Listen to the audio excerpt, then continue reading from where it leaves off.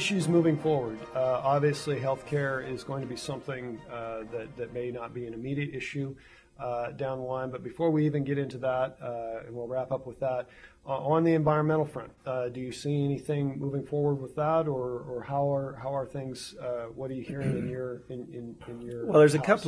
a couple of bills that have made it past my desk, I guess, at this point, including a more aggressive approach on fire prevention and fire response, empowering the locals, if you will. So I know that the Department of Lands, Tom Schultz, has some legislation on that. Some of the other interests around the state have some other bills that have to do with fire and some of the liability issues that have come up as a result of some of the recent cases out of the beloved Ninth Circuit Court, and who's liable for that. And I think that the state of Idaho is in the land business, and I think that and there's many large property owners, timber interests, et cetera, and I think that we need to take a look at that. Those are just two of the issues that have come up. Plus, I know that Chairman Denny is going to hold some hearings on the Utah approach to involving the state in the management of the public lands, and I'm looking forward to sitting through that hearing. Okay.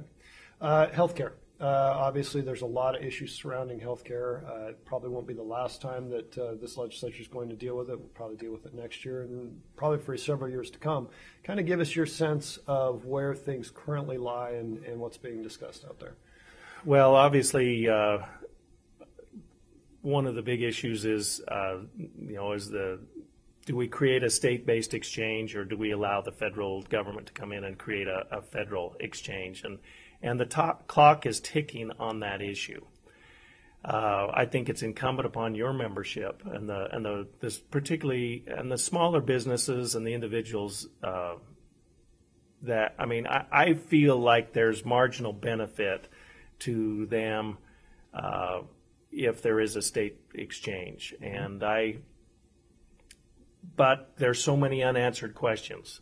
We need to, as a group, do collective research to find out the difference between the before and the after, and be able to quantify what that difference is so that we can all make an intelligent decision. Idaho enjoys some of the lowest health care insurance costs in the United States, and that's not by accident.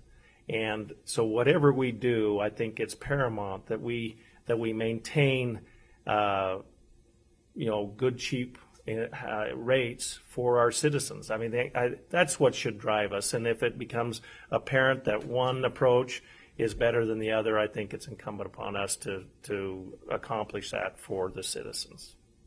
Any other issues out there that we should be putting on our radar screen that we haven't yet thought of at this point? One thing that is taking a lot of time, I think, and will take a lot of time in the committees, is we have a lot of new members. And so I have instructed the chairs to bring these new guys up to speed. Things that the veterans take for granted, they need to be educated on, because many of those committees, half of them literally, and maybe in some cases more than half of the members, are brand new. We use a lot of jargon. We make references that don't mean a lot to the new guys. So I think it's incumbent upon us to teach them the ropes, because we're going to be expecting them to make some important votes soon. Great.